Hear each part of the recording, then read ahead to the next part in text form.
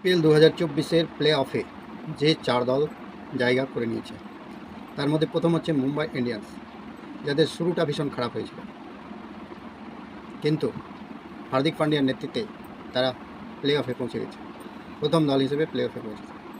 দ্বিতীয় দল হচ্ছে পাঞ্জাব কিংস, যারা 12 বছর পর আইপিএলের প্লে অফে পৌঁছালো, এবং এই কৃতিত্ব অবশ্যই আইয়ারের, যে কলকাতাকে চ্যাম্পিয়ন করেছিল এবং কলকাতা তাকে ছেড়ে দিয়েছিল, এবং সে তাকে 26,70,00,000 টাকায় পাঞ্জাব কিংস কিনে তাকে অধিনায়ক করেছে, এবং সেই অধিনায়ক পাঞ্জাব কিংসকে প্লে অফে পৌঁছেছে।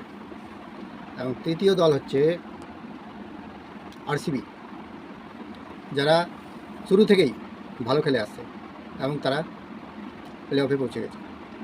এবং চতুর্থ দল হচ্ছে শুভমান গিলের গুজরাট টাইটান্স, তারা শীর্ষে থেকে প্লে অফে পৌঁছেছে।